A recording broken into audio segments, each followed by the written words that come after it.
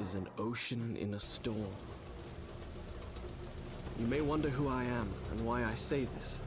Sit down, and I will tell you a tale like none that you have ever heard.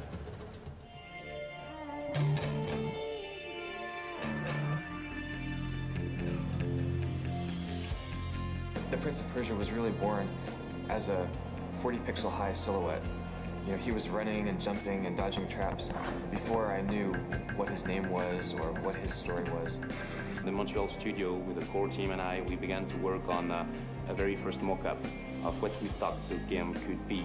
And when actually Jordan was here, and when he was watching what we had, the whole team, 7 core members and I, were watching himself watching the mock-up, and he was so flabbergasted. I saw the enthusiasm and excitement and the new ideas that they had. I was convinced that they were really going to do something good, and I also knew that this was a project that I wanted to be a part of. It's the story of a prince who tried to save the day after having himself brought chaos into a huge palace. His elf is in adventure by a young, mysterious princess and a magical dagger, but a villain vizier is after them.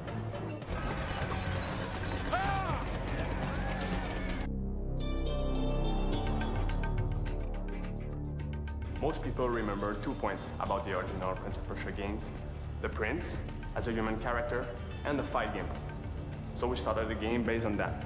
We implemented dynamic loading in the game to enhance immersion for the player, to provide seamless transition between all the locations in the game, so the player really feels in the palace when he plays.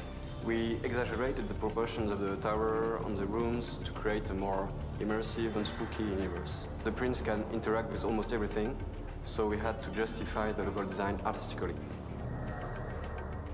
We come up with something new, very sensuous, very immersive for the player.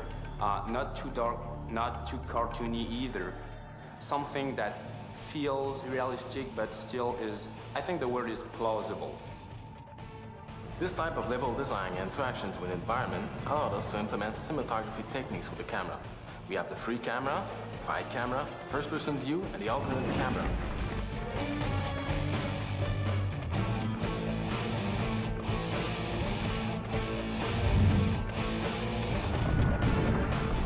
The sense of time is the main evil entity in the game that transforms the human into sand creature. For this creature, we wanted to have an organic and evil feeling mixing whispery voices and avoid living dead type sounds. We worked with Dane Tracks, who created most of our sound effects. All the rest was done here in Montreal.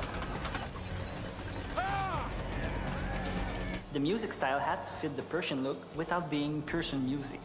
We selected a mix between rock and Middle Eastern rhythm and melody with an Indian flair. We worked with composer Stuart Chatwood, who was also part of the band Tea Party. He used different instruments like an Indian tabla ensemble, some vocalists, and some string to create the diverse music we can find in the game.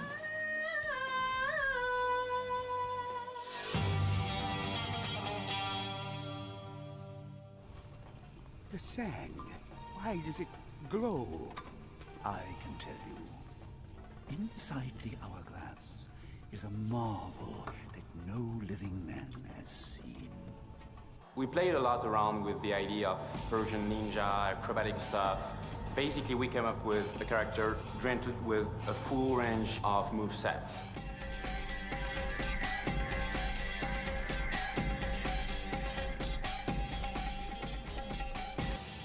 In animating, we use different principles, but the 2 most important were like strong posing to vehiculate clearly what the character is doing, and also follow through, which is the way the animation ends and the way we stagger the end of the movement through the different part of the body.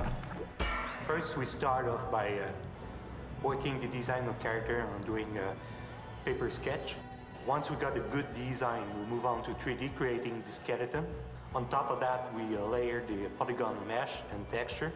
And once we got a satisfying result, we let it age to see if it passed the test of time.